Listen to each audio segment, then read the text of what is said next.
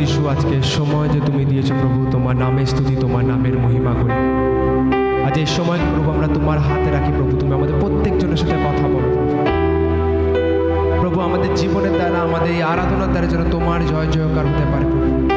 প্রভু এই সময়ের দ্বারা প্রভু যেন তোমার নামের মহিমা হতে পারে প্রভু। সবার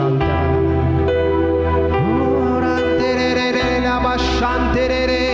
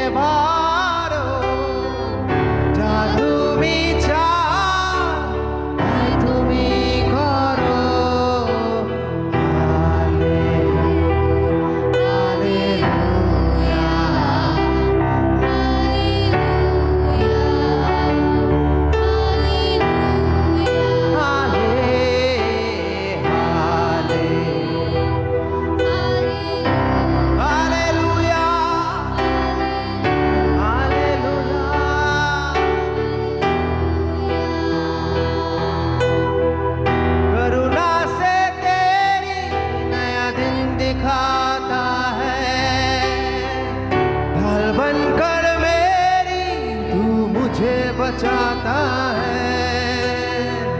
जब मैं पुकारो तू दौड़ाता है, जब मैं गिरो मुझे उठाता है। हालेलुया, ओरा ला बाशिया थे, हालेलुया,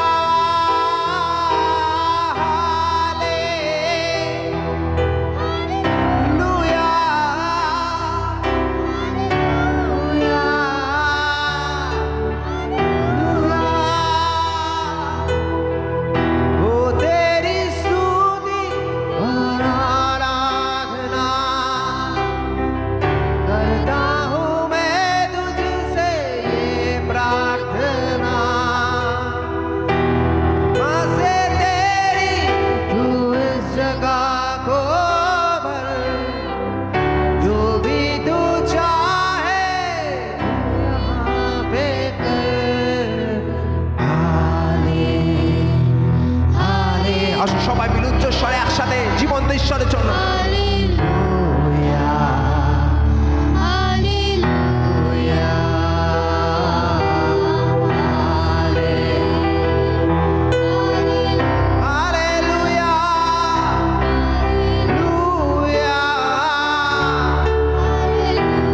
ওরা তেরে হালে, ওরা তোরো বসা বাবা বাবা। হালেলুয়া,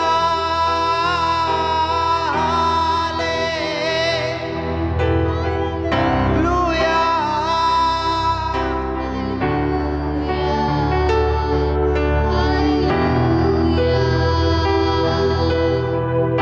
ও তোমার স্তুতি আর আরাধনা করি আমরা সবাই এই প্রার্থনা। তোমার মহিমায় স্থানকে ভরো, যা তুমি চাও। আর সবাই মিলে একসাথে উচ্চ স্বরে হালে, হালেলুয়া, হালেলুয়া, সবাই মিলে উচ্চ স্বরে হালেলুয়া, হালে সুজয় হালেলুয়া,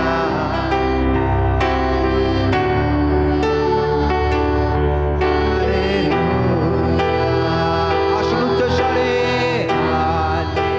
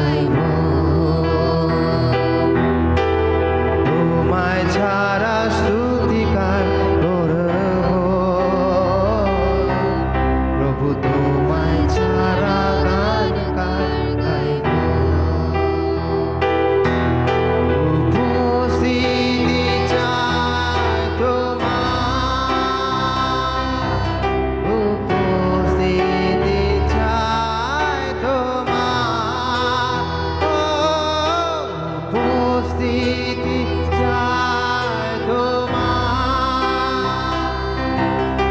উপস্থিতি চাই তোমার, উপস্থিতি।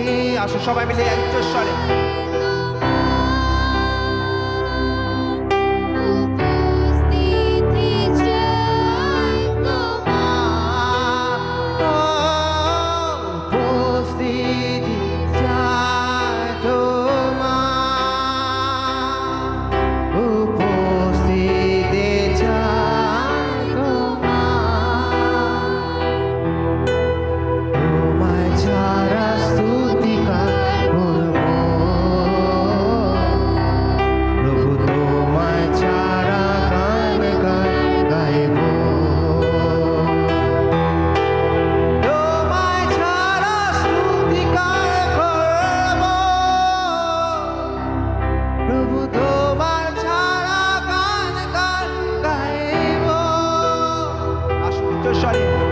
উপস্থিতি চাই তোমার, আলাবাসেরে উপস্থিতি চাই তোমার। এই মণ্ডলীতে প্রভু এই সময় মুহূর্তে উপস্থিতি চাই তোমার,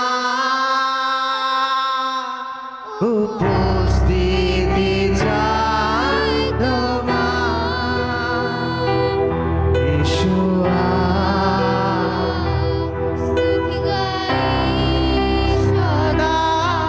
তোমার আরাধনা করি আমরা, ইয়েশুয়া স্তুতি গাই সদা, তোমার আরাধনা করি আমরা।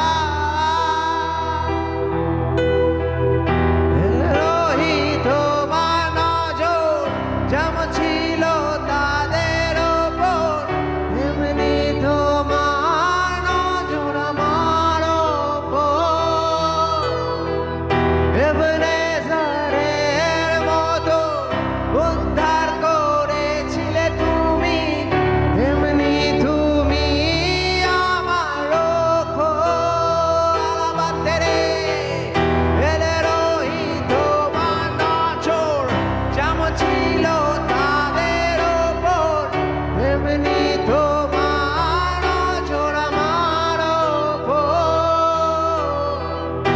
এবেনেজারের মতো উদ্ধার করেছিলে তুমি, তেমনি তুমি আমার ওপর। বদলাওনি তুমি প্রভু যীশু, আগেও বদলাবে না। বদলাওনি তুমি প্রভু যীশু, আগেও বদলাবে না।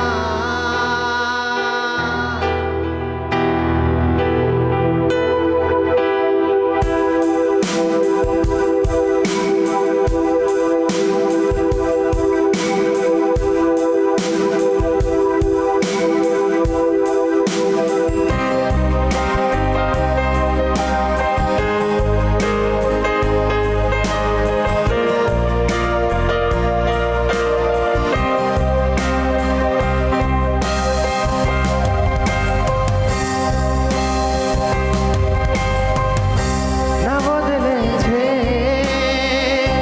না বদলাবে তোমার মহিমা পুনরুত্থান তোমার। না বদলেছে, না বদলাবে তোমার মহিমা পুনরুত্থান তোমার। সবাই মিলে ইয়েশুয়া স্তুতি গাই সদা, তোমার আরাধনা করি আমরা। কিবোর্ডে রিভাব দাও। ইয়েশুয়া রিভাব। স্তুতি গাই সদা, তোমার আরাধনা করি আমরা।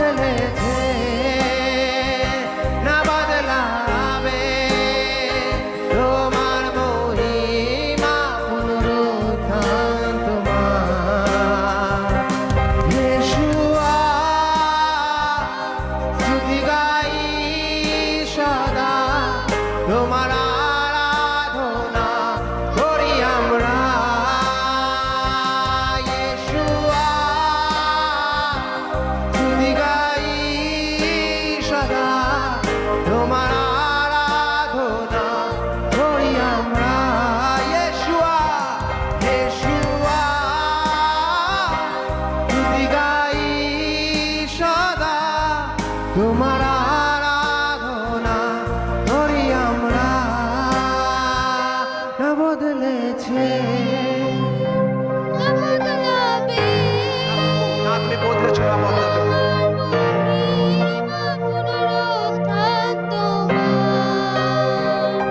না বদলেছে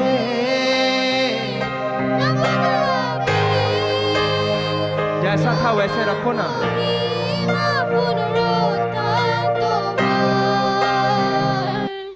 वहां पे कुछ भी मत छूना जैसा था वैसे रहने दो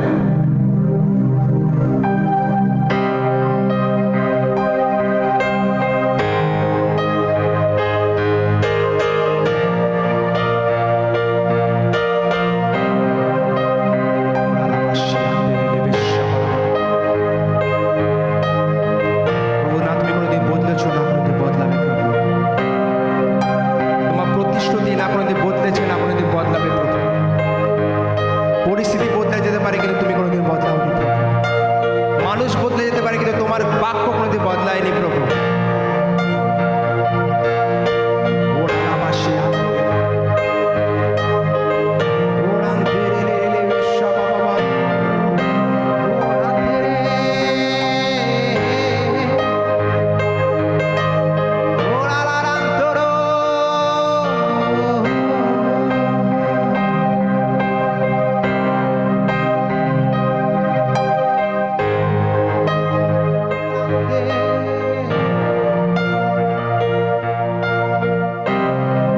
আসুন এই পরিবর্তনীয় সমাজে এই পরিবর্তনীয় পরিস্থিতিতে আসুন আমরা সে অপরিবর্তনীয় ঈশ্বরকে আমরা প্রার্থনা করি তার আরাধনা আমরা করি সবাই মিলে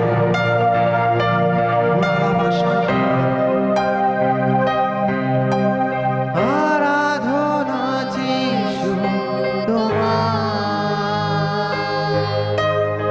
আরাধনা যিশু তোমার আরাধনা যিশু তোমার আরাধনা যিশু তোমার তুমি যা বলবে আমি করব তোমার পথে সদা চলব তোমার চরণে সদা রহিব আমার প্রভু যিশু গো।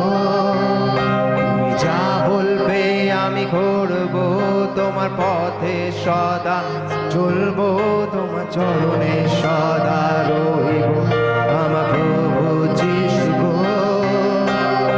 আরাধনা যিশু তোমার আরাধনা যিশু তোমার আরাধনা যিশু তোমার আরাধনা যিশু তোমার আরাধনা যিশু তোমার আত্মা সত্যতে আরাধনা আরাধনা যিশু তোমার আরাধনা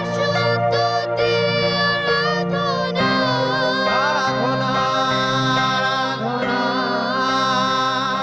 যিশু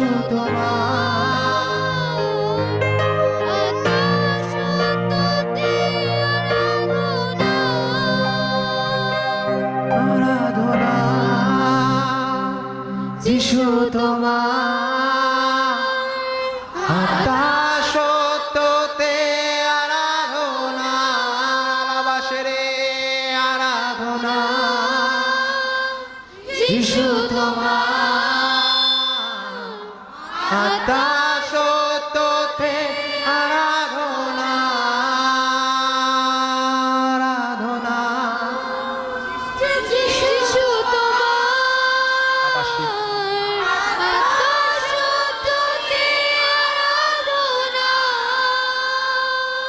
আরাধনা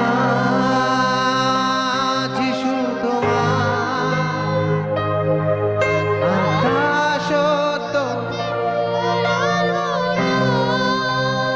প্রভু যিশু আজকে সমাজে তুমি দিয়েছো প্রভু। পবিত্র আত্মার উপস্থিতি আজ আমাদের সাথে এখানে রয়েছে প্রভু। হয়তো আমার বাক্য বলে যেখানে তোমার নামে 2 বা 3 উপস্থিত থাকে প্রভু, এখানে তোমার আত্মার উপস্থিতি থাকে প্রভু। প্রভু তোমার আত্মার উপস্থিতি পরিপূর্ণ করো প্রভু। তোমার চমৎকার কার্য যদি পরিপূর্ণ করো প্রভু। প্রভু প্রার্থনা করি যখন তোমার বাক্যকে আমরা শুনছি, আমরা যেন আমাদের জীবনের চমৎকারকে নিতে পারি প্রভু। যখন তোমার বাক্যের প্রচার হবে প্রভু, সুস্থতা লোকে পাবে প্রভু। সবার আমার প্রভু প্রার্থনা করি আমরা আমাদের জীবনে যেন তোমাকে মুখ্য স্থান দিতে পারি প্রভু। দ্বিতীয় তৃতীয় না, কিন্তু প্রথম স্থান যেন আমরা তোমাকে দিতে পারি প্রভু। আজ এই প্রভু সিরিজের লাস্ট দিন প্রভু, যেখানে আমরা তোমার মুখ্য স্থান দেওয়ার অর্থকে আমরা আরো গভীরভাবে বুঝবো প্রভু। আমি প্রার্থনা করি এখানে থাকা প্রত্যেক মানুষ প্রভু এই প্রচারকে শোনার পর যেন তারা তাদের হৃদয়ের ভেতরে সেটাকে গেঁথে রাখতে পারে প্রভু। আর প্রত্যেক জীবনে প্রত্যেক ক্ষেত্রে প্রভু যেন তোমাকে মুখ্য স্থান দিতে পারে, আর তোমার প্রত্যেকটা আশীর্বাদকে যেন তারা পেতে পারে প্রভু, যা তুমি তাদের জন্য রেখেছো প্রভু। তোমার সমৃদ্ধিকে প্রভু যিশুর নামে এখানে ঘোষণা করি প্রভু। তোমার শান্তিকে প্রভু যিশুর নামে আমি ঘোষণা করি প্রভু। তুমি কার্য করো প্রভু, তুমি কার্য করো প্রভু। সবাইকে তোমাদের সমর্পণ করে এই বিনতি প্রভু যিশুর মধুর নামে আমরা চাই। আমরা মিলে বলবো আমেন, আমেন, আমেন, আমেন। আসলে এই সময় আমরা অফরিংকে নেবো, দানকে আমরা নেবো।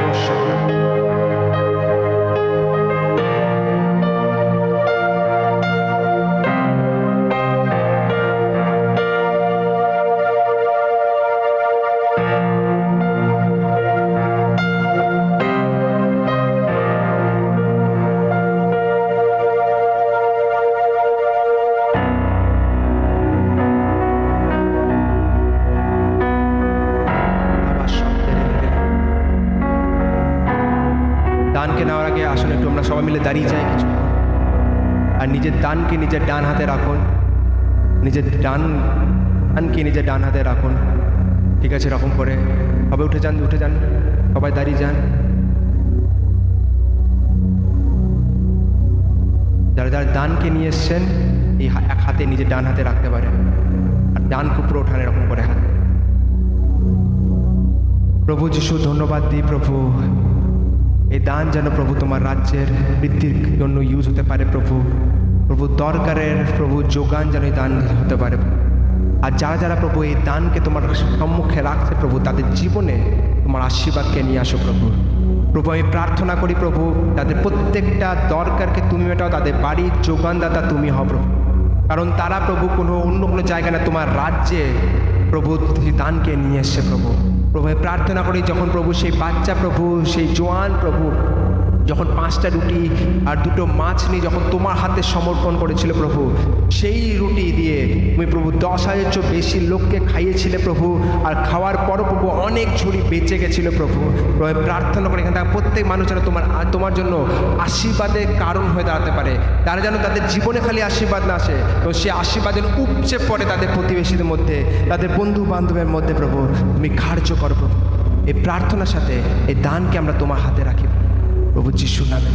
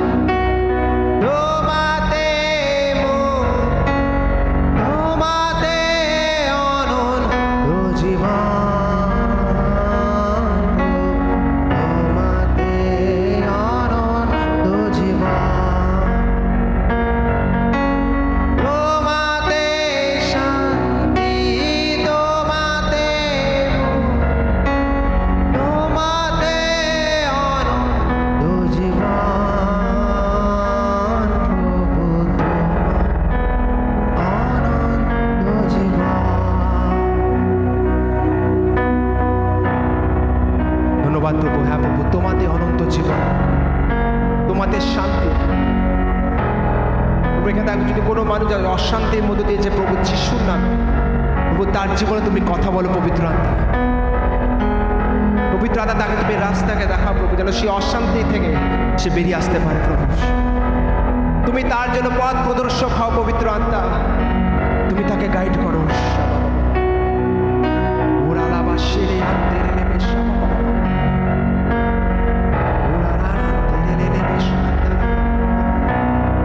ধন্যবাদ প্রভু, ধন্যবাদ প্রভু। এই অফরিংকে প্রভু আমরা তোমার হাতে রাখি প্রভু। এই অফরিং প্রভু তোমার ইচ্ছা অনুসারে ইউজ হতে পারে, তুমি কার্য করো।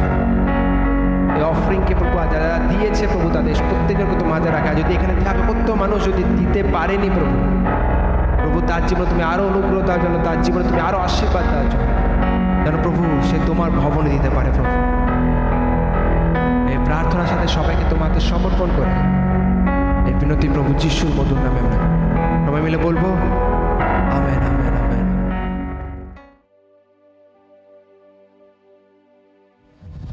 ওকে, সো আজ যদি আমরা দেখি, আমরা আগে লাস্ট উইকে আমরা দেখছিলাম, আর আজকে আমাদের লাস্ট দিন এই সিরিজটা, যেটা আমরা শিখছিলাম যে ঈশ্বরকে আমরা আমাদের জীবনে কি করে মুখ্য স্থান দেব।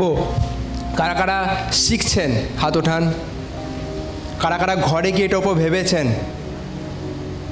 পাস্টার এখন তো হাত ওঠাতে হবে যদিও না ভাবি। হ্যাঁ, আমার প্রার্থনায় যারা ভাববেন এটার ওপর, তাদের জীবন ঈশ্বর কার্য করবে। মনে রাখবেন, আমরা ঈশ্বর, আমরা ত্রিদেব না, কিন্তু এক ঈশ্বরের আমরা আরাধনা করি। ঈশ্বর এক, কিন্তু তাদের তিনটে ক্যারেক্টার, আর তারা তিনজন আলাদা, কিন্তু তারা তিনি এক। কি আছে? পিতা, পুত্র, পবিত্র আত্মা। পিতা কোথায় আছে? পিতা তার সিংহাসনে বিরাজমান আছেন। প্রভু যিশু কোথায় আছে? তার ডান দিকে আমাদের জন্য তিনি প্রার্থনা। আর পবিত্র আত্মা কোথায় আছে? তিনি আমাদের মাঝখানে। আমরা যে প্রভু, আমি যদি বলি প্রভু যিশু তুমি এসো, প্রভু যিশু আসবে না, পবিত্র আত্মা আসবে। তার আসার অর্থ হচ্ছে ঈশ্বরের আত্মা আসা, হচ্ছে ঈশ্বর আসা। তাই মনে রাখবেন, যখন আপনি বাইবেলকে পড়ছেন বা বাক্যকে যখন শুনছেন, মনে রাখবেন এই বাক্যের দ্বারা ঈশ্বর আপনার জীবনে কার্য করবে। কি করে?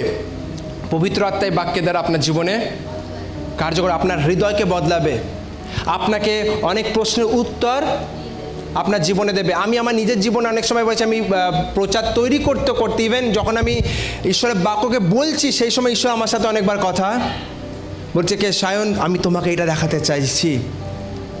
কতজনের সাথে হয়েছে, আপনি চার্চে এসেছেন আর আপনি উত্তর পেয়েছেন। কোনো জায়গায় আপনি প্রবলেমে চলছিলেন, কোনো বুঝতে পারছিলেন না, কনফিউজ ছিলেন, আপনি চার্চে প্রচারের দ্বারা আপনি, কে এটা করছে? আমি আপনার প্রবলেমসকে সবসময় জানি না, কিন্তু এটা করে পবিত্র আত্মা, যে একটাই প্রচারের দ্বারা তিনি আলাদা আলাদা লোকেদের সাথে কথা বলেন, আর আলাদা আলাদাভাবে তিনি কথাকে বলেন। তাই জন্য আজ এই সময় যদি আপনি চান, যদি আপনি আকাঙ্ক্ষিত হৃদয়ের সাথে যদি বসেন, মনে রাখবেন ঈশ্বরও আপনার জীবনে আপনার সাথে তিনি কথা বলবেন। কিন্তু ব্যাপার হচ্ছে, যেটা আমি প্রত্যেকবার বলি, যদি আপনি সিরিয়াসলি যদি সে আকাঙ্ক্ষিত হৃদয়ের সাথে আপনি বসেন, পবিত্র আত্মা আপনার সাথে। আজ অনেক মানুষ আছে যারা চার্চে আসছে, অনেক মানুষ আছে পূর্ণ হয়ে যাচ্ছে, কিন্তু আজ অনেক মানুষ আছে যারা খালি হয়ে আসছে, খালি হয়ে যাচ্ছে। কেন? কি পবিত্রতা তাদের জীবনে কার্য করতে চায় না? নিশ্চয়ই চায়। কিন্তু অনেক মানুষ আজ অনেক কিছুতে যখন আপনি বসছেন, আপনার হয়তো ভাবনা চিন্তা আপনার বাড়ির দিকে আছে, বা আপনি হয়তো বসছেন, আপনি ভাবছেন মাঝে মাঝে আপনার চার্চ শুরু হওয়ার আগে আপনি ভাবছেন চার্চ কখন শেষ। আপনি যদি সেই মানসিকতা নিয়ে চার্চে আসেন, আপনার জীবনে আপনি ঈশ্বরকে পাবেন না, আপনি ঈশ্বরের কথাকে আপনার জীবনে শুনতে পাবেন না। আর আমি বিশ্বাস করি, আমার প্রার্থনায় যে আপনারা সবাই যেন ক্ষুধার্ত হৃদয়ের সাথে যাতে বসেন, আর ঈশ্বরকে বলুন, ঈশ্বর তুমি আমার সাথে কথা বলো। ঈশ্বর, আমি এসছি এখানে, তুমি যা চাও সেভাবে তুমি আমার সাথে কথা বলো। কারা কারা চান যে ঈশ্বর আপনার সাথে কথা বলো? আসো আমরা চোখ বন্ধ করি, প্রার্থনা। প্রভু, আমি প্রার্থনা করি এই মুহূর্তে, প্রভু তুমি আমাদের প্রত্যেক জনের সাথে কথা বলো। প্রভু প্রত্যেক হৃদয়কে প্রভু তুমি ছুঁয়ে নাও, আর প্রত্যেক রকমের ডিস্ট্র্যাকশনকে প্রভু যিশুর নামে আমরা ক্যান্সেল করি। প্রভু পবিত্র আত্মা, তুমি আমাদের প্রত্যেক জনের সাথে কথা বলো। প্রভু তোমার বাক্য যে আমাদের জীবনে পথ প্রদর্শক হয়ে আমাদের জীবনকে দেখায়, প্রভু কোথায় আমাদের চলতে হবে, যে আমাদের জীবনকে প্রভু গাইড করে। প্রভু আর সে বাক্য কীভাবে গাইড করে? পবিত্র আত্মা তোমার দ্বারা। যদি পবিত্র আত্মা তুমি কার্য না করে, বাক্য মৃত। প্রভু প্রার্থনা করো পবিত্র আত্মা আমাদের হৃদয়কে তুমি ক্যাপচার করো প্রভু। প্রত্যেক রকমের প্রভু টেনশনকে প্রভু যিশুর নামে এই মুহূর্তে ক্যান্সেল করি প্রভু। প্রত্যেক জনের প্রভু হৃদয় যেন তোমার বাক্যের প্রতি থাকে, প্রত্যেকজনের চোখ যেন তোমার বাক্যের প্রতি থাকে এই মুহূর্তে প্রভু। যাতে পবিত্র আত্মা তুমি যা বলতে চাও আমরা যেন সেটাকে শুনতে পাই। কোনো বীজ যেন শয়তান চুরি করতে না পারে প্রভু। শয়তানের প্রত্যেকটা কার্যকে প্রভু যিশুর নামে আমরা ভেঙে দিই প্রভু। আলাবা শান্তের নেবে। ধন্যবাদ প্রভু, ধন্যবাদ প্রভু। পবিত্র আত্মা আমরা এখানে এসেছি প্রভু, তুমি আমাদের হৃদয়ে কথা বলো, আমাদের দেখাও প্রভু।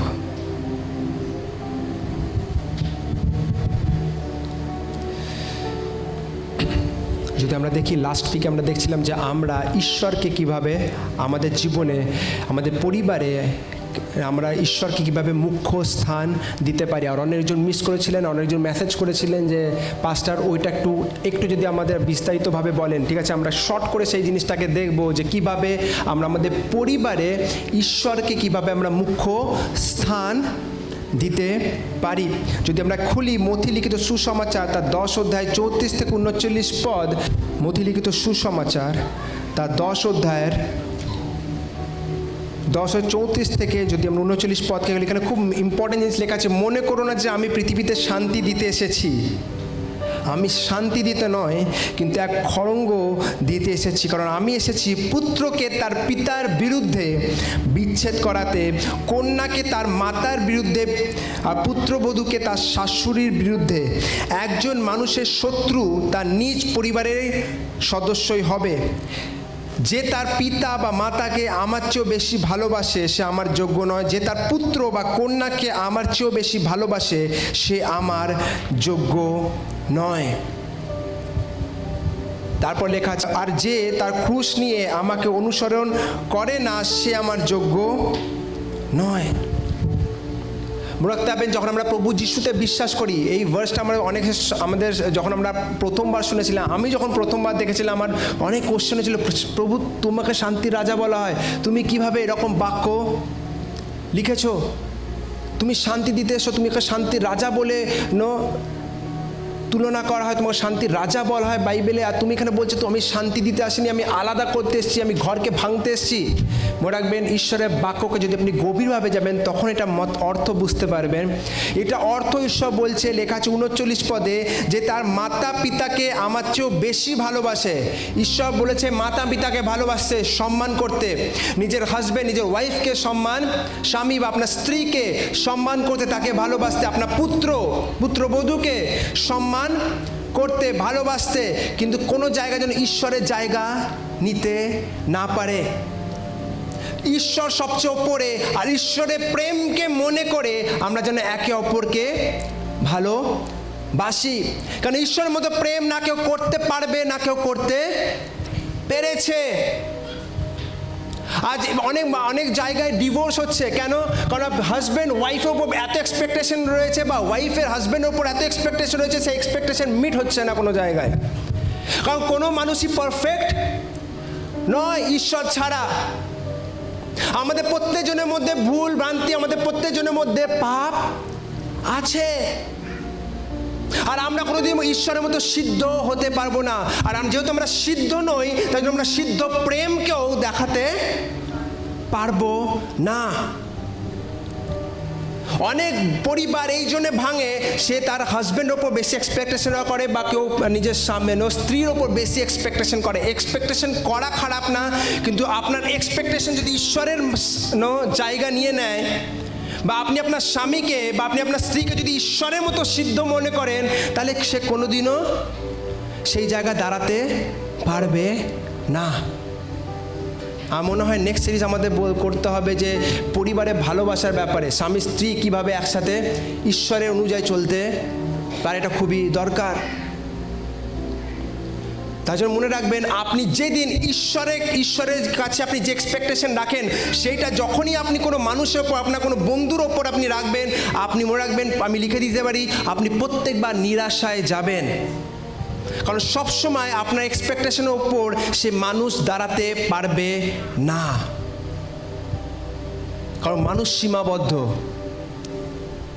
মানুষ দুর্বল, ঈশ্বর সীমাহীন। ঈশ্বরকে কোনো সীমার মধ্যে বাঁধা যায় না। ঈশ্বর তিনি সামর্থ্যশালী, আর তিনি দুর্বল নন। তাই জন্য এমন অনেক সময় আসে যখন আমরা প্রভু যিশুকে বিশ্বাস করি, আর বিশ্বাস করার পর আমাদের অনেক সময় বলে যায়, না, যদি তুমি প্রভু যিশুকে চাও না, তুমি পরিবারকে চাও। মাঝে মাঝে সবারই জীবনে নয়, কিন্তু কিছু কিছু মানুষের জীবনে এরকম হার্ড সিচুয়েশনের মধ্য দিয়ে তারা যায়। হতে পারে আপনাদের মধ্যে কেউ কেউ আপনারা হয়তো যাচ্ছেন, যেহেতু আপনি প্রভু যিশুকে বিশ্বাস করেন, আপনার বন্ধু বান্ধবের আপনার মজা ওড়াচ্ছে, আপনি যেখানে কার্য করছেন সেখানে অনেকে অনেক কিছু বলার চেষ্টা করছে, সেখানে আপনার উপর অনেক পলিটিক্স হচ্ছে। কিন্তু মনে রাখবেন, ঈশ্বরের বাক্য বলছে তাদের ওপর এক্সপেকটেশন রাখো না, এক্সপেকটেশন তুমি আমার ওপর রাখো। তোমার যদি 10টা বন্ধু ছেড়ে যায়, আমি তোমাকে 20টা প্রকৃত বন্ধু তোমার জীবনে দেব। হতে পারে না, হয়তো এইটাও হতে পারে যে আপনার হয়তো জীবনে 10টা বন্ধু যাচ্ছে, আর ঈশ্বর হয়তো আপনাকে 2টো বন্ধু দিচ্ছে, কিন্তু সে আপনার প্রকৃত বন্ধু হবে। তাই জন্য আমাদের জীবনে মাঝে মাঝে এরকম চয়েসের মধ্য দিয়ে আমাদের যেতে হয়, যেখানে আমাদের ভালোবাসা ঈশ্বরের প্রতি লোকেরা বুঝতে পারে না, আর সেই সময় আমাদের দাঁড়িয়ে থাকতে আর অনেক লোক আমাদের ছেড়ে চলে যায়, কারণ আমরা প্রভু যিশুতে বিশ্বাস করি। আর সেই সময় হয়তো আমরা একটা ভাঙা অবস্থার মধ্য দিয়ে যাই, একটা একলা অবস্থার মধ্য দিয়ে যায়, কিন্তু মনে রাখবেন সেই দিন বেশি দিন থাকে না। মনে রাখবেন, যদি আপনি বলছেন না, একটা সময় আমি গেছি, আজ আমি সেই মধ্য দিয়ে যাচ্ছি না, আজ আমার পরিবার খুব ভালো আছে, আজ আমার সব কিছু খুব ঠিকঠাকভাবে চলছে, মনে রাখুন তাহলে আপনাকে ঈশ্বর তৈরি করছে যারা আজ ভাঙা অবস্থার মধ্য দিয়ে যাচ্ছে তাদের সাথে গিয়ে দাঁড়ান, কারণ তার কষ্ট আপনি বেশি বুঝতে পারবেন। চার্চের ভূমিকা মনে রাখবেন, চার্চে আমরা খালি ঈশ্বরের বাক্য শুনতে আসি না, চার্চে আমরা ঈশ্বরের ন্যায়, ঈশ্বরের মতন হতে আমরা আসি, যাতে ঈশ্বর আমার জীবন থেকে যেন ঈশ্বরকে আমি দেখাতে পারি। প্রভু যিশু যেমন চার্চের জন্য নিজের জীবনকে দিয়েছিল, আমি আমার ভাই বা আমি আমার বোনের জন্য যেন আমি নিজের জীবনে আমি নিজের সময়কে দিতে পারি।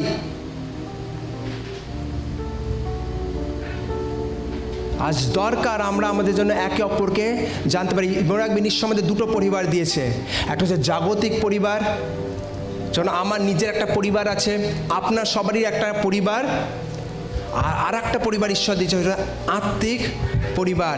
এইটা হচ্ছে আপনার আত্মিক। আপনি ঈশ্বর বাক্য প্রত্যেক দিন শুনছেন, কিন্তু যদি আপনি আপনার আত্মিক পরিবারের জন্য দাঁড়াচ্ছেন না, বা যদি আপনি আপনার আত্মিক পরিবারের জন্য প্রার্থনা করছেন না,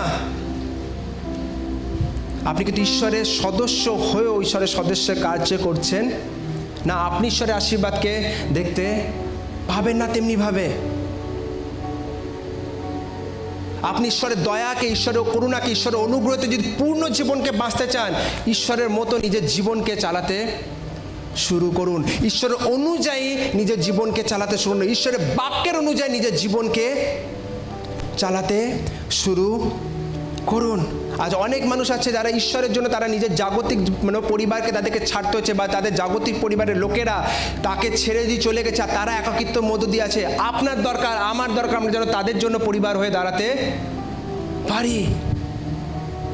চার্চ খালি কোনো জায়গা না যেখানে আমরা খালি প্রচার শুনতে চাই, যেখানে জায়গা যেখানে আমরা আমাদের জীবনকে একে অপরের সাথে শেয়ার করি, যেখানে আমরা আমাদের কষ্টকে একে অপরের সাথে শেয়ার করি, যেখানে আমরা একে অপরের সাথে সম্পর্ককে বানাই। আর আগের দিন আমরা বলছিলাম যে আমরা সবসময় এটা পসিবল না যে একটা মানুষ সবারই সাথে সম্পর্ক বানাবে, বা আপনার পসিবল না আপনি এই চার্চে প্রত্যেকজনের সাথে খুব ভালোভাবে সবাইকে চিনবেন না, সম্ভব নয় এটা।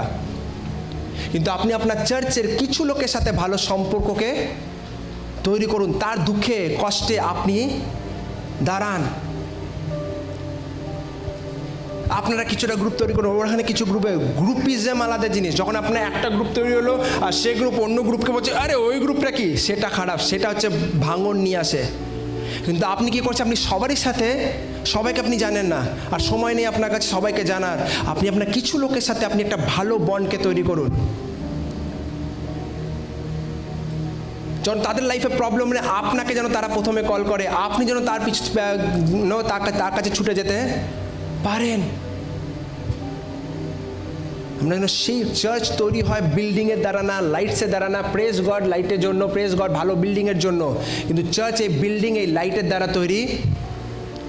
চার্চ আমরা তৈরি করি। আপনি কেমন প্রকারের চার্চ দেখতে চান? যে চার্চকে দেখে ঈশ্বর বলবে, বাহ, আমি এইরকম চার্চকে দেখতে চেয়েছিলাম, আমি এই চার্চের প্রতি গর্ব ফিল করি। না, এরকম চার্চ, সেই চার্চকে বানিয়ে আমি সবচেয়ে বড় ভুল করেছি। বাইরে যা দেখা যায় না, যে এরকমভাবে তার চেয়ে জঘন্য কাজ আমরা এই চার্চে দেখতে পাচ্ছি। ঈশ্বর যদি এরকম বলে, আপনার কোন রকম চার্চ দরকার? আপনার যেভাবে চার্চ দরকার, আপনাকে সেভাবে তৈরি হতে হবে। আপনি যদি বলেন আমি একটা ভালো চার্চে মেম্বার হতে চাই, সে ভালো চার্চকে আপনাকেই তৈরি করতে হবে। আপনি যদি বলেন আমি এমন একটা চার্চের মেম্বার হতে চাই যেখানে লোককে ওঠানো হয়, প্রথমে আপনাকে চেঞ্জ হতে হবে।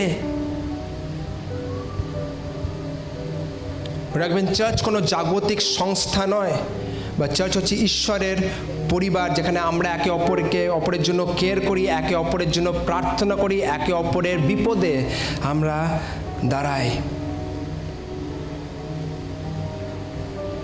মনে রাখবেন, ঈশ্বর, যেটা আমি আগেও বলছিলাম, ঈশ্বর প্রেম করতে মানা করেনি। ঈশ্বর বলেছে নিজের মাতা পিতাকে সম্মান জানাতে, স্বামী স্ত্রী ভালোবাসার ব্যাপারে বাইবেলে লেখা আছে, ঠিক আছে, পুত্র সন্তান সব কিছুর ব্যাপারে তাদের একটা পিতার তার সন্তানের প্রতি, একটা পিতা মাতা তার সন্তান প্রতি কীভাবে ভালোবাসা হওয়া উচিত, আর এক সন্তান পিতা মাতাকে কীভাবে সম্মান দেওয়া উচিত, সব কিছুর ব্যাপারে বাক্যে লেখা আছে।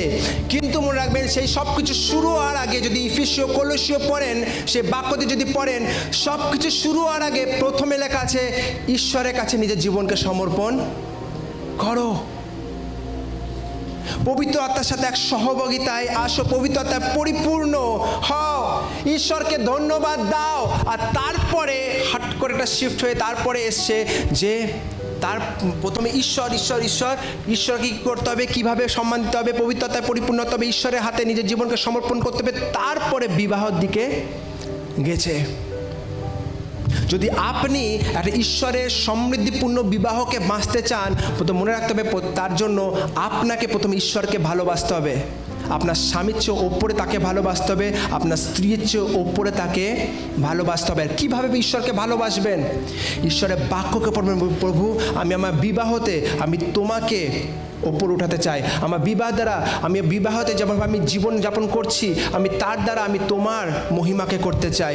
তুমি যেভাবে আমার স্বামীকে বলছো ভালোবাসতে, বা তুমি যেভাবে আমাকে বলছো আমাকে থাকতে একটা বিবাহ সম্পর্কের মধ্যে, আমি সেভাবে চলতে চাই।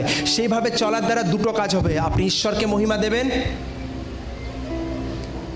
আর তার দ্বারা আপনি আপনার প্রেমকে আপনার হাজব্যান্ড বা আপনার স্ত্রীর প্রতি দেখাতে পারবেন। প্রথম স্থান দেওয়া, মুখ্য স্থান দেওয়ার অর্থ জীবনের প্রত্যেকটা ক্ষেত্রে আপনি প্রভুকে বললেন যে প্রভু তুমি কিভাবে চাও, তোমার বাইবেল কিভাবে চায়, আমি সেভাবে চলতে চাই। বলবেন এটা হচ্ছে সবচেয়ে বড় প্রকাশনা, এর চেয়ে বড় প্রকাশনা নেই।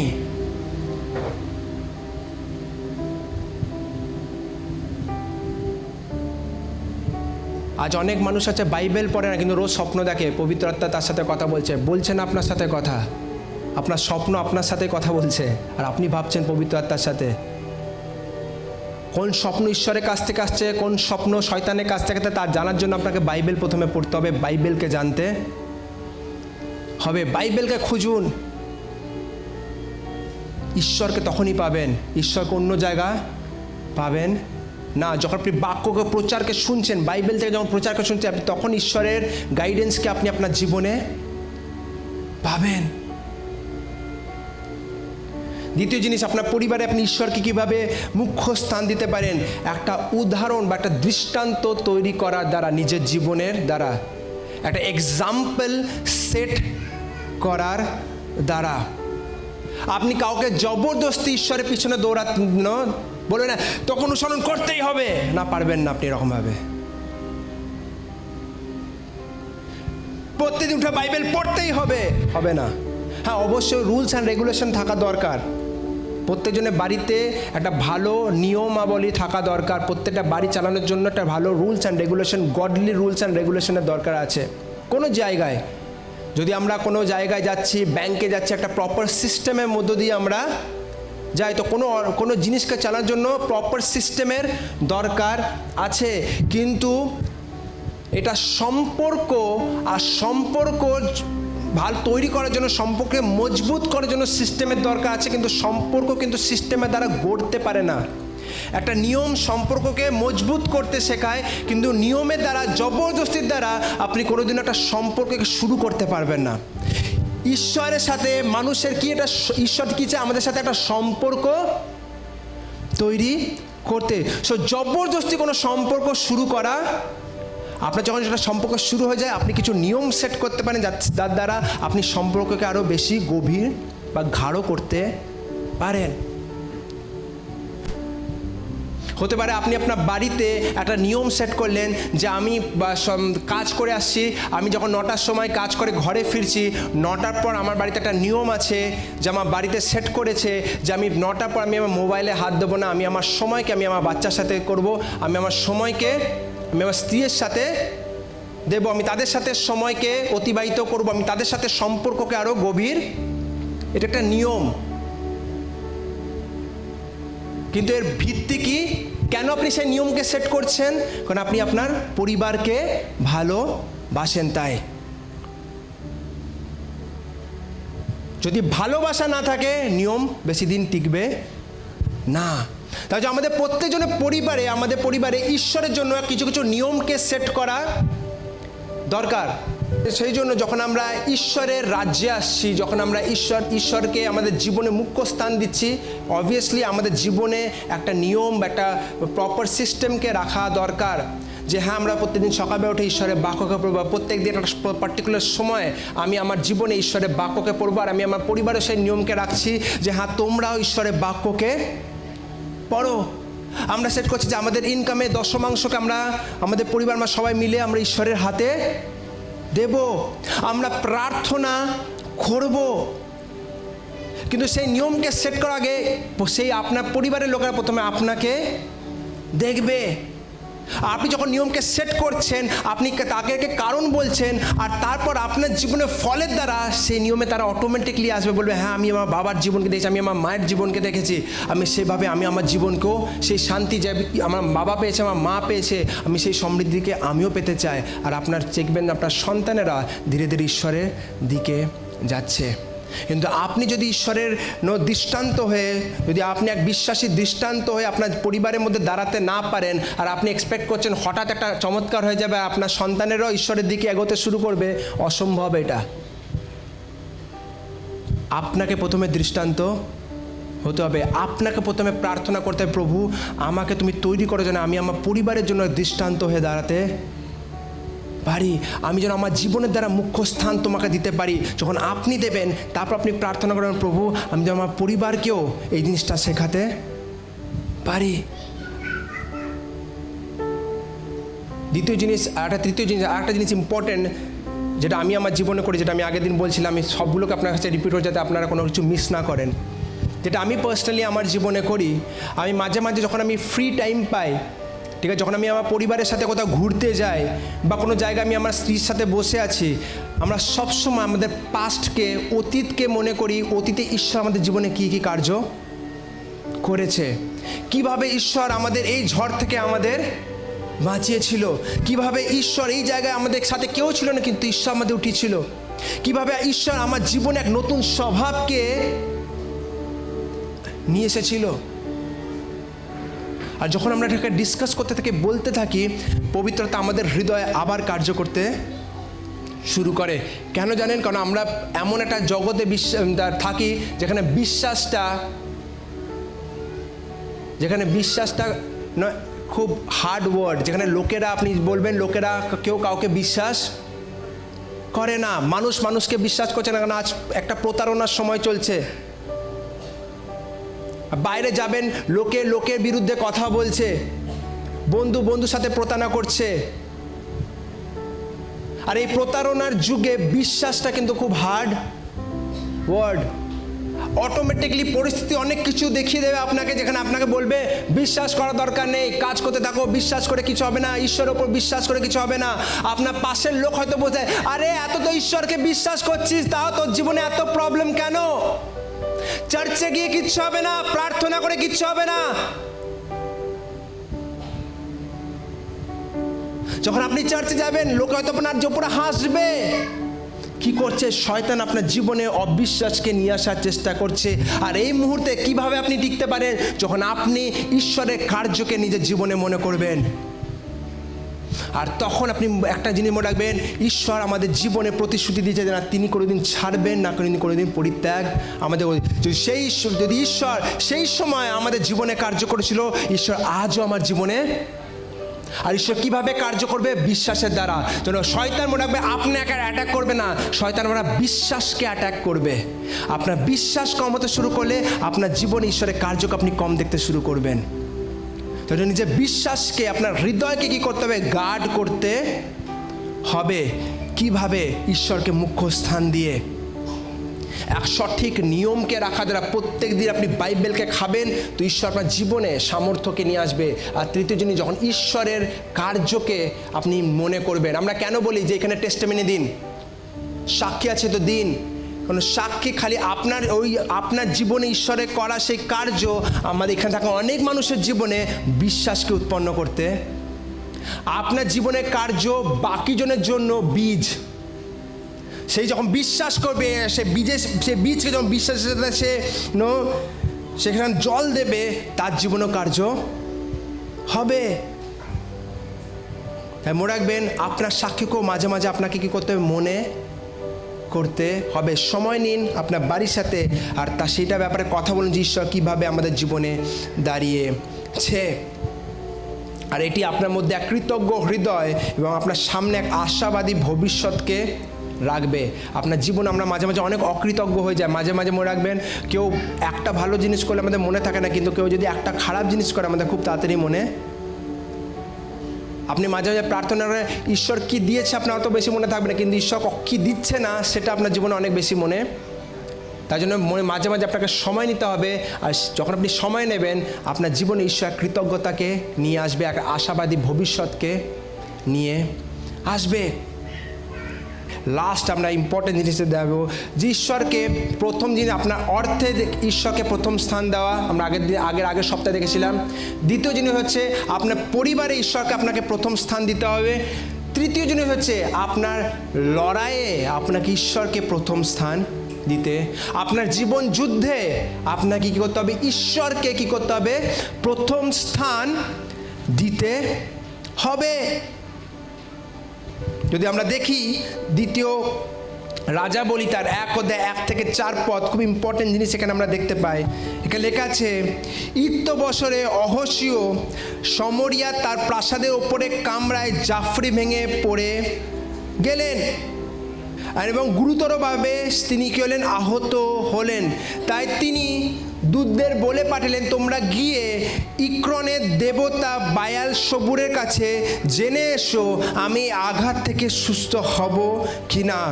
কিন্তু সদাপ্রভুর দূত তিশবীয় এলিওকে বললেন, সমরিয়ার রাজার পাঠানো দূতদের কাছে গিয়ে তুমি এই কথা তাদের জিজ্ঞেস করো, ইসরায়েলে কি কোনো ঈশ্বর নেই যে তোমরা ইক্রনের দেবতা বায়াল সবুরের কাছে পরামর্শ চাইতে যাচ্ছ? তাই সদাপ্রভু কথা বললেন যে বিছানায় তুমি শুয়ে আছো সেটি ছেড়ে তুমি আর উঠতে পারবে না, তুমি অবশ্যই মরবে। আজ এই জিনিস, আজ পবিত্র আত্মা আমাদের প্রত্যেকজনের কাছে বলছে যে আমাদের এই চার্চে কি ঈশ্বর নেই? আজকে আপনি জীবন্ত ঈশ্বরকে ভুলে গেছেন। যখন আপনার জীবনে প্রবলেম আসছে, আপনি মানুষের কাছে দৌড়ে যাচ্ছেন। আপনি ঈশ্বরকে লাস্টে দিচ্ছেন। আপনি প্রথমে নিজের চেষ্টা করছেন, তারপর যদি না হচ্ছে তখন আপনি ঈশ্বরের কাছে যাচ্ছেন। আজ পবিত্র আত্মা বলছে এই চার্চে কি ঈশ্বর নেই? কোথায় আপনার জীবনে প্রভু যিশু? কোথায় আপনার জীবনে যেখানে আপনি প্রথমে, যখন আপনি প্রবলেমকে ফেস করছেন, আপনি ঈশ্বরের কাছে প্রথমে যাচ্ছেন? ঈশ্বর বলছে, ঈশ্বর তুমি আমাকে রাস্তা দেখাও।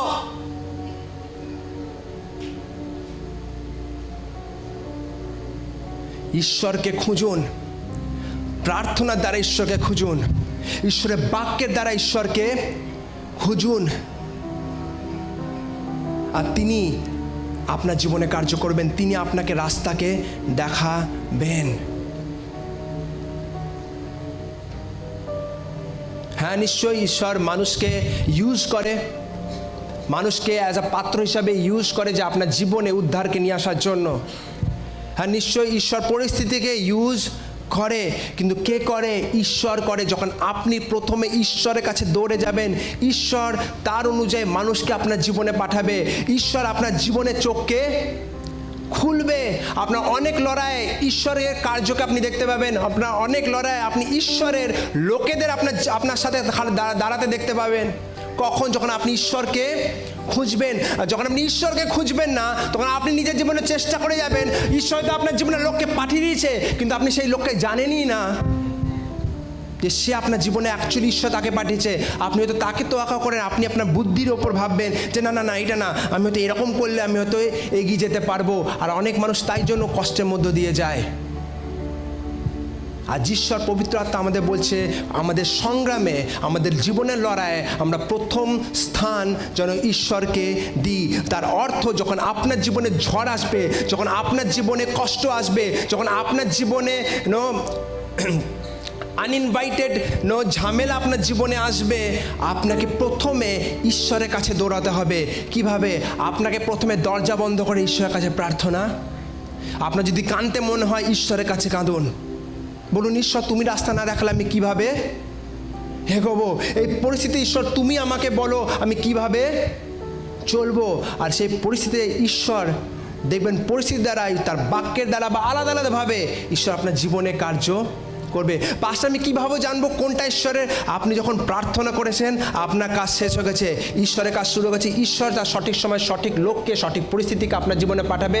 আপনাকে চিনতে হবে না, ঈশ্বর আপনাকে চেনা বে। কিন্তু কখন হবে সেটা? যখন আপনি প্রথম ঈশ্বরকে খুঁজবেন।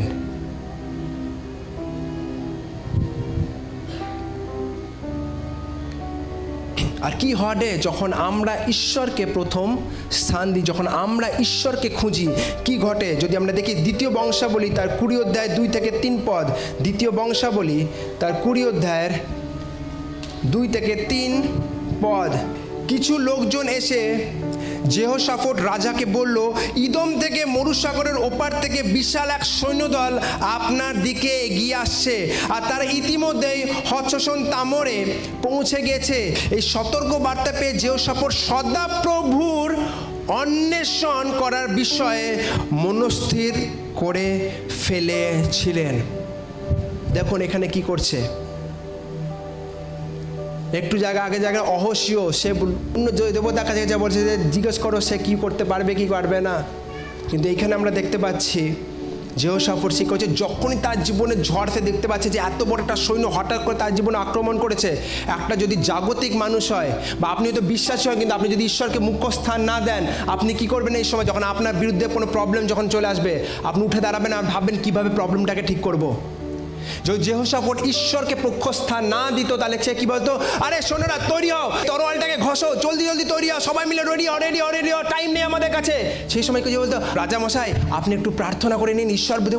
আরে ঈশ্বরকে পরে যেতে যেতে হয়ে যাবে, যেতে যেতে, এখন রেডি হও, রেডি হও। দেখবেন এটা কিন্তু আমাদের সবারই ন্যাচারাল রেসপন্স হয় যখন আমাদের জীবনে প্রবলেম হয়। পরে ঈশ্বরকে হ্যাঁ করবো করবো, কিন্তু পরে।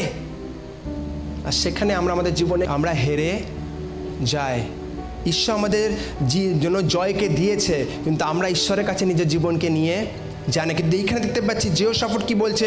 এই সতর্ক বার্তা পেয়ে যেহোশাফট সদাপ্রভুর অন্বেষণ করার বিষয়ে মনস্থির করে ফেলেছিলেন, এবং তিনি সমগ্র জিহুদা দেশে উপবাস ঘোষণা করে দিলেন। আপনার জীবনে যখন ঝামেলা আছে, যেখানে এমন এক প্রবলেমের মধ্যে আপনি যাচ্ছেন, মনে রাখবেন সবচেয়ে মহত্বপূর্ণ জিনিস হচ্ছে আপনি ঈশ্বরের কাছে গিয়ে রাস্তাকে খুঁজে বলে, ঈশ্বর তুমি দেখাও। আপনি উপবাস করুন। যদি আপনার পুরো পরিবার বিশ্বাসী, খুব ভালো জিনিস, আপনার পুরো পরিবারকে নিয়ে ফাস্টিং করুন, উপবাস ঘোষণা করুন নিজের পরিবারে। আর একসাথে মিলে ঈশ্বর আরাধনা করুন, একসাথে মিলে উপবাস করুন, একসাথে মিলে ঈশ্বরকে অন্বেষণ করুন। আর যখন যেহোশাফাত এরকম করেছিল, কি হয়েছিল আমরা দেখি 21 পদে যেখানে লেখা আছে, প্রজাদের সাথে পরামর্শ করে সদাপ্রভু উদ্দেশ্যে গান গাওয়ার ও তার পবিত্র সমারোহের জন্য প্রশংসা করার লক্ষ্যে যেহোশাফাত সেই সময় বিশেষ করে যখন তারা সৈন্যদলে আগে যাচ্ছিল তখন কয়েকজন লোককে নিযুক্ত করেছিলেন। কিছু কিছু লোককে যেহোশাফাত নিযুক্ত করেছিল যেন তারা ঈশ্বরের প্রশংসা গানকে গাইতে পারে। কারণ মাঝে মাঝে যখন তারা এসছে তারা দুঃসংবাদ শুনছে যে সৈন্য আসছে, কিন্তু যেহোশাফাত কেন এটা করেছিল? আমার মতে যেহোশাফাত এই জন্যই প্রশংসা করে, সেই দুঃসংবাদ যেন ঈশ্বর তাদের বিশ্বাসকে ভাঙতে না পারে। সেই দুঃসংবাদে আওয়াজের চেয়েও যেন বড় আওয়াজ ঈশ্বরের প্রশংসার হয়। যখন আপনার জীবনে প্রবলেম আসবে, সবচেয়ে ইম্পর্টেন্ট জিনিস আপনাকে করতে হবে, আপনাকে প্রার্থনা হবে। বলবেন পাস্টার এত টেনশন, আমি প্রার্থনা করতে পারছি না। আপনি আরাধনা করতে শুরু করুন, ঈশ্বরের প্রশংসা করতে শুরু করুন।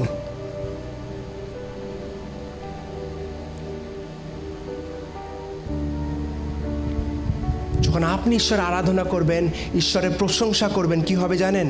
দেখুন 22 পদে, যেই তারা গান গাইতে প্রশংসা করতে শুরু করলো, অমনোন, মোয়াব ও সেইর পাহাড়ের সেই লোকজনদের বিরুদ্ধে সদাপ্রভু অতর্কিত আক্রমণ চালিয়ে দিলেন, যারা জিহুদা দেশে সশস্ত্র আক্রমণ চালিয়েছিল, এবং তারা পরাজিত হলো। বলুন, আপনার সমস্যা পরাজিত হবে, আপনার শত্রু পরাজিত হবে। কখন? যখন আপনি ঈশ্বরকে অন্বেষণ করেন। বলুন, আমি ঈশ্বরকে অন্বেষণ করব। লেখা আছে তারপর যদি দেখেন 24 পদ, জিহুদার লোকজন যখন সেই স্থানটিতে এসেছিল সেখান থেকে নিচে মরুভূমির দৃশ্য দেখা যায়, এবং তারা যখন বিশাল সেই সৈন্যদলের দিকে তাকিয়েছিল তারা দেখতে পেয়েছিল মাটিতে শুধু মৃতদেহই পড়ে আছে, কেউ পালাতে পারেনি। আপনার প্রত্যেক সমস্যার মৃত্যু ঈশ্বর নিয়ে আসবে। আপনার প্রত্যেক বিরোধিতার মৃত্যু ঈশ্বর নিয়ে আসবে। কখন? যখন আপনি ঈশ্বরকে অন্বেষণ করবেন। আপনার জীবনে অনেক লড়াই আপনাকে না লড়ে আপনি জিতে যেতে পারেন। কখন? যখন আপনি প্রথমে ঈশ্বরকে অন্বেষণ করবেন। সেই লড়াইয়ের সামনে আস্তে আস্তে আপনি দেখবেন সেই লড়াই অলরেডি শেষ হয়ে গেছে। কখন? যখন আপনি ঈশ্বরকে প্রথম স্থান দেবেন, যখন আপনি ঈশ্বরকে মুখ্য স্থান দেবেন। যদি আমরা দেখি দাউদের যদি জীবনকে আমরা দেখি, দাউদও যখন সিংহাসনে চলে গেছে তখন ভালো অবস্থা ছিল, তখনও কোনো কোনো ছোটো ছোটো ডিসিশনকে নেওয়ার আগে সে লেখা আছে সে ঈশ্বরকে খুঁজতো, ঈশ্বরকে কী করতো? অন্বেষণ করতো। খালি কঠিন পরিস্থিতিতে নয়, কিন্তু ভালো পরিস্থিতি যখন সব কিছু ঠিক চলছে আপনাকে ঈশ্বরকে প্রথমে অন্বেষণ করতে হবে। আর এইটা যেন আমাদের জীবনের এক অভ্যাস হয়ে দাঁড়ায়। আর এই অভ্যাস আপনি জগতের লোকের কাছে পাবেন না। এই অভ্যাস কখন পাবেন? যখন আপনি ঈশ্বরের বাক্যের সংস্পর্শে আসবেন, যখন আপনি পবিত্র আত্মার সংস্পর্শে থাকা পছন্দ করবেন, তখন এই অভ্যাস আপনার জীবনে আসবে। লাস্ট একটা জিনিস বলে আমি শেষ করতে চাই, কারণ অনেক মানুষের মধ্যে একটা সন্দেহ থেকে আছে, বা অনেক মানুষের মধ্যে একটা জিজ্ঞাসা আছে।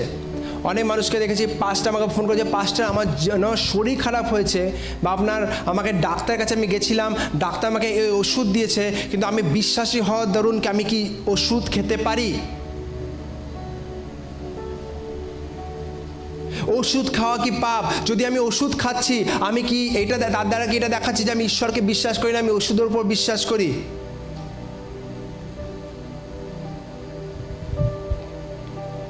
আসলে আমরা খুলব 2 বংশাবলী তার 16 অধ্যায় 12 থেকে 13 পদ।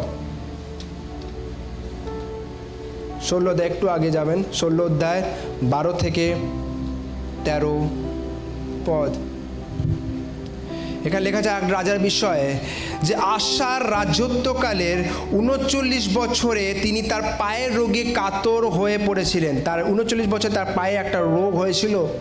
তার রোগ দুঃসহ হওয়া সত্ত্বেও, এমনকি অসুস্থতার সময় তিনি সদাপ্রভুর কাছে সাহায্য চাননি। আবার বলছি আমি, তার রোগ দুঃসহ হওয়া সত্ত্বেও, এমনকি অসুস্থতার সময়ও তিনি সদাপ্রভুর কাছে কি হচ্ছে সাহায্য চাননি, কিন্তু শুধু বলুন সবাই মিলে শুধু চিকিৎসকদের কাছেই তিনি সাহায্য চেয়েছিলেন।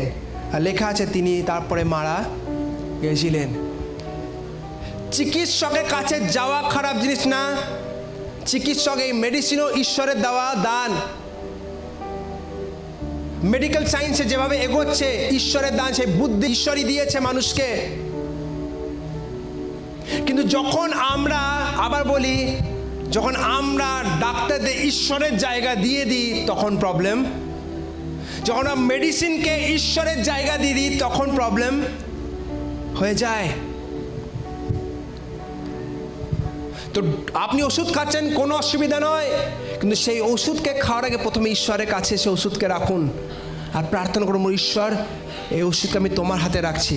প্রত্যেক রকমের নেগেটিভ রিয়াকশন থেকে, কোনো প্রত্যেক রকমের উল্টোপাল্টা রিয়াকশন থেকে তুমি আমাকে বাঁচিও। আর এই ওষুধ যেন প্রভু ঠিক মতো যেন রিয়্যাক্ট করতে পারে। তোমার রক্ত দিয়ে এই ওষুধকে আমি ধুই প্রভু। আর বিশ্বাস করি প্রভু তুমি এই ওষুধকে আমার জীবনে দিয়েছো। আর যখন আমি বিশ্বাসে এই ওষুধকে খাচ্ছি প্রভু, ওষুধের ডাক্তার চেয়ে এক্সপেকটেশনের বাইরে যেন এই ওষুধ আমার জীবনে কার্য করতে পারবে। যখন আপনার জীবনে কোনো প্রবলেম হচ্ছে, আপনি হয়তো ডাক্তার কাছে নিয়ে যাচ্ছেন কাউকে, সেই ডাক্তার কাছে নিয়ে যাওয়ার আগে আপনি প্রার্থনা করুন, প্রভু তুমি কি চাও আমি কোন ডাক্তারের কাছে যাই। আপনার কাছে মনে হয় যখন আপনার প্রবলেম হয় অনেকগুলো ডাক্তারের খবর আপনি পান, এই বলে এই ডাক্তারের কাছে যান, ও বলে ওই ডক্টরের কাছে যান, এই বলে ওই ডক্টরের কাছে যান। আপনি প্রার্থনা করুন, প্রভু তুমি কোন ডক্টরের কাছে আমাকে নিয়ে যেতে চাও। আমার ওয়াইফের ডেলিভারির সময় অনেক মানুষ অনেক জায়গায় হচ্ছে, তারা ভালোভাবে তারা ভালোর জন্য বলেছে, তারা আলাদা আলাদা এক্সপিরিয়েন্স করেছে, তারা আলাদা আলাদা জায়গায়। আর আমি মাঝখানে কনফিউজ হয়েছিলাম, আমার কাছে কমসে কম 10টা ডাক্তারের নাম ছিল। আর সবারই অনুযায়ী তারা বেস্ট, তারা নিজের নিজের জায়গায় তারা বেস্ট। আর আমি লাস্টে প্রার্থনা, প্রভু তুমি কি চাও, তুমি প্রভু বলো। তুমি যদি চাও আমি যে ডাক্তার কাছে কন্টিনিউ করছি, আমি সেই আমি যে ডাক্তারকে দেখাচ্ছি আমি সেই ডাক্তারকে কন্টিনিউ করবো। আমি আপনাকে বলছি ঈশ্বর কীভাবে কথা বলে। আর আমি সেই প্রার্থনার সাথে আমি সকালবেলায় চার্চে আসছিলাম, আর সেই একটাই প্রেয়ার করছিলাম যে ঈশ্বর সময় চলে এসছে, প্রভু তুমি দেখাও আমি কাকা যাব। আর হঠাৎ একজন পাস্টারের সাথে আমার কথা হতে হতে তার কাছে আমি কোনো এক্সপেকটেশন রাখি যে সে বলবে, তাকে বললেন পাস্টার অ্যাকচুয়ালি না এই অপশন আছে আমার কাছে। আর সেই পাসটা কোনো দিন আমি যে ডাক্তার কাছে তাকে আমার ওয়াইফকে দেখাচ্ছিলাম, সেই পাসটা কোনো দিনও সেই কাউকে সেই ডাক্তারের কাছে তাকে মানে কাউকে বলেনি যেতে বা দেখাতে, মানে সেই ডাক্তারকে চেনেও না। কিন্তু সে আমাকে বললো যে শান একটা কাজ করো, যে ডাক্তারের কাছে যাচ্ছ আমি জানি না, একটা কিন্তু আমার এটা মনে হচ্ছে যে ডাক্তারের কাছে তুমি কন্টিনিউ করছো সেই ডাক্তারের কাছে তুমি কন্টিনিউ করো। আর আমি মনে রাখবেন, অনেক ঈশ্বর কখনো কথা বলে, আপনি হয়তো অনেকজনের কাছে সেই কথা শুনেছেন বা আপনি হয়তো আলাদা আলাদা কথা শুনেছেন, কিন্তু কোনো কথা যেটা ঈশ্বর বলছে না আপনার হৃদয় ভেতরটা ঝাঁক করে এটা লেগে যাবে আপনার। আর সেটা ঈশ্বরের কথা। কখন? যখন আপনি ঈশ্বরকে খুঁজবেন। আর অনেক লোকের কথা, কিন্তু সেই লোকের কথাটা আপনার একটু আলাদা মনে হয়, আপনার হৃদয়কে ছুঁয়ে যায়। কিন্তু ঈশ্বরকে যদি অন্বেষণ না করে কিন্তু অনেক উল্টোপাল্টা কথা আপনার ছুঁয়ে যেতে পারে। তাই জন্য ঈশ্বরকে অন্বেষণ করতে শিখুন। আমি যতবার ঈশ্বরকে অন্বেষণ করেছি আমি কোনোবারও আশাহীনভাবে ফেরত আসিনি। প্রত্যেক সময় ঈশ্বর আমার সাথে কথা বলেছে, ঈশ্বর আপনার সাথেও কথা বলবে। প্রার্থনার অর্থ এটা নয় যে আপনাকে হাঁটু গেড়ে জোরে জোরে চিল্লিয়ে প্রার্থনা করতে হবে, না। আপনি চলতে চলতে আপনি মনে মনেও প্রার্থনা করতে পারেন যে প্রভু বুঝতে পারছেন আমি কী করবো, তুমি আমাকে চালাও। তার ওটাই বলছি না যে আপনি হাঁটু করে প্রার্থনা করেন, তার জন্য একটা আলাদা সময় আছে, আপনি করতে নিশ্চয় করবেন, কিন্তু সব সময় সেটা সম্ভব হয় না। আপনি হয়তো অটোতে যাচ্ছেন বা আপনি চলছেন, আপনার মাথায় হয়তো টেনশন আসছে, আপনি প্রার্থনা করুন যে প্রভু তুমি দেখাও কিভাবে চলবো। আপনার যদি আজ জীবনে কারো যদি চাকরির অভাব আছে, আপনি যেতে যেতে সিম্পল প্রার্থনা করুন। বড় বড় ওয়ার্ডের দরকার নেই। ঈশ্বর আপনার শব্দকে দেখছেন, ঈশ্বর আপনার হৃদয়কে দেখছে। ঈশ্বর আমার জীবনে তুমি কার্য করো। মুখ্য স্থান দিচ্ছেন, প্রত্যেক সময় ঈশ্বরকে মুখ্য স্থান দিন। ঈশ্বর কনসিয়াস হন। একটা এক্সাম্পল দিব যাচ্ছে, জোয়ান্না এক্সাম্পলটা খুব ভালো লাগবে তোমাদের। একটা গার্লফ্রেন্ড বয়ফ্রেন্ড দেখেছেন, লোকে দেখেছেন যারা যারা নতুন নতুন সম্পর্কে আছে, যারা ক্লাস কলেজের স্টুডেন্টরা, তারা কি করে দেখবেন সবসময় ফোনে, কোনায় হ্যাঁ সেখানেও ফোনে, 10 ঘন্টা ফোনে, কি কথা বলছে জানি না কিন্তু ফোনে, ভাল লাগে তাদেরকে কথা বলতে। এ কী করছো, খাবার খেয়েছো?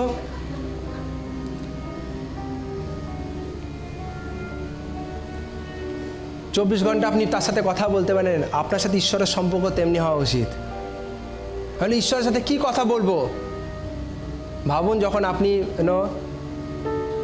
যারা যারা সম্পর্কে এসেছিলেন কিভাবে কথা বলতেন। ঈশ্বর সেভাবে সম্পর্ক আপনার সাথে যাবে, একটা প্রেমের সম্পর্ক চাই, যেখানে আপনি খালি আপনার কষ্ট যখন হচ্ছে তখন ঈশ্বরের কাছে দৌড়াচ্ছেন না, আপনি আপনার আনন্দকে, আপনার সাকসেসকে, প্রত্যেকটাকে আপনি যেন ঈশ্বরের সাথে শেয়ার করতে শিখুন। চলতে চলতে ঈশ্বরের সাথে কথা বলুন, মনে মনে ঈশ্বরের সাথে কথা বলুন। যত আপনি নির্ভর করতে শিখবেন ঈশ্বরের কাছে, মনে রাখবেন তত আপনি টেনশন ফ্রি জীবনকে বাঁচতে শুরু করবেন। ঈশ্বরকে যত নিজের কাছে পাবেন, তত আপনার জীবনে কি আপনার সাহস বাড়বে। কিন্তু যদি আপনার ভাবুন আপনার লাইফে প্রবলেম আছে, আর যার কাছে আপনি সাহায্য পাবেন সে হয়তো 10 হাত দূরে আছে। ভাবুন একটা সমুদ্রে একটা বার আসছে, ঠিক আছে, আর আপনি দেখতে পাচ্ছেন ওই খুঁটিটাকে যদি আমি ধরে নিই আমি বেঁচে যাব। সেই বার আসছে, যদি খুঁটিটা আপনার এইখানে হয়, আপনি জানেন যে এটা ধরলে আমি বেঁচে যাব, তো আপনার ভয় বেশি পাবে না। কিন্তু সেই খুঁটি যদি এইখান থেকে 10 হাত দূরে থাকে, আপনার ভয় লাগবে যে আমি হয়তো যেতে যেতে আমি মাঝখানে হয়তো ডুবে যেতে পারি। আজ আপনি প্রবলেমসকে কীভাবে হ্যান্ডেল করছেন সেটা দেখায় ঈশ্বর আপনার কাছে কত কাছে আপনার ঈশ্বর আছে, আর বা আপনি ঈশ্বরকে কত নিজের কাছে রেখেছেন। ঈশ্বরকে নিজের কাছে রাখতে শিখুন। ঈশ্বর যে চায় না যে আপনি খুব বড় বড় কথা বলবেন, আপনি সবাই প্রচার করবে না, কিন্তু ঈশ্বর সবাই কাছে একটা এক্সপেকটেশন, সবাই যেন সেই প্রেমের সম্পর্কে যেন ঈশ্বরের সাথে আসতে পারে। আর ঈশ্বর চায় আপনি যেন ঈশ্বরের সাথে প্রত্যেকটা কথাকে, আপনার প্রত্যেক দুঃখ, আপনার কষ্ট, আপনার আনন্দ, আপনার সফলতা, প্রত্যেকটা জিনিস যেন আপনি আপনার ঈশ্বরের সাথে প্রথমে বলেন অন্য মানুষকে বলার আগে। ঈশ্বর যেন আপনার জীবনে সবচেয়ে কাছের লোক হয়ে দাঁড়াতে পারে, তখনই আপনি ঈশ্বরকে মুখ্য স্থান দিতে পারবেন। তো 3টে জিনিস ঈশ্বরকে আমরা কীভাবে মুখ্য স্থান দেব?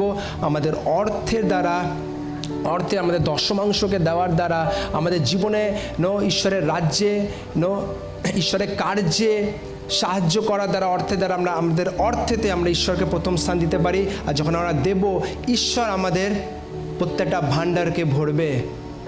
দ্বিতীয় জিনিস, আমরা আমাদের পরিবারে, ঠিক আছে, ঈশ্বরকে প্রথম স্থান দেওয়ার দ্বারা কীভাবে আমরা প্রথম স্থান, আমি যদি একটা সন্তান হই, আমি সন্তান অনুযায়ী আমি ঈশ্বরের বাক্য অনুযায়ী কীভাবে বাঁচতে পারি। আমি যদি এক স্বামী হই, আমি আমার স্বামী, ঈশ্বরের বাক্যে কী লেখা আছে, এক স্বামী তার স্ত্রীর প্রতি কীভাবে ভালোবাসা থাকা দরকার। আমি যদি এক পিতা হই, আমার পিতা ঈশ্বরের বাক্য কী বলছে যে একটা পিতার কীভাবে তার সন্তানের প্রতি কী কর্তব্য থাকা দরকার। আমি যখন সেই জিনিসগুলো জানছি আর সেই অনুযায়ী চলছি, আমি আমার পরিবারে আমি ঈশ্বরকে মুখ্য স্থান দিচ্ছি। আর তৃতীয় জিনিস, আমার লড়াইয়ে আমি যেন ঈশ্বরকে খুঁজি, আমার সংগ্রামে আমি যেন কোনো মানুষের কাছে যাওয়ার আগে আমি ঈশ্বরের কাছে খুঁজি, আর ঈশ্বর তার অনুযায়ী মানুষকে যেন আমার জীবনে পাঠাতে পারে। আসুন আমার সম্মেলনে দাঁড়িয়ে যাব। ধন্যবাদ প্রভু যিশু, আজকের সময় যে তুমি দিয়েছো প্রভু, তোমার নামে স্তুতি, তোমার নামের মহিমা করি প্রভু। প্রভু ধন্যবাদ দিই প্রভু, এই সিরিজকে প্রভু তুমি আমার হৃদয় ভেতরে রেখেছিলে, আর তুমি আমাকে প্রভু পবিত্র আত্মা তুমি আমাকে গাইড করেছিলে প্রচারকে তৈরি করার জন্য।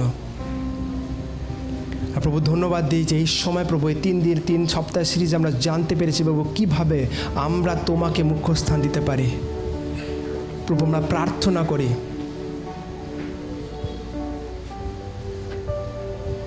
আমরা আমাদের জীবনের 3টি ক্ষেত্রে যেন তোমাকে মুখ্য স্থান দিতে পারি প্রভু।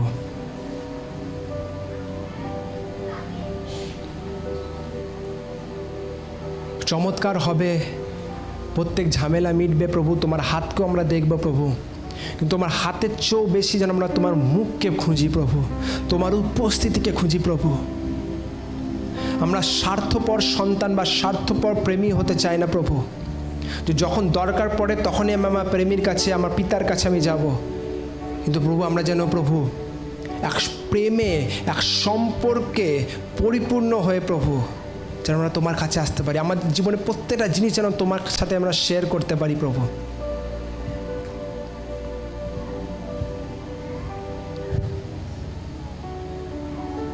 যেমন প্রভু এক নববিবাহ স্বামী স্ত্রীর যেমন ভালোবাসা থাকে, সেরকম ভালোবাসা যেন আমাদের থাকে প্রভু।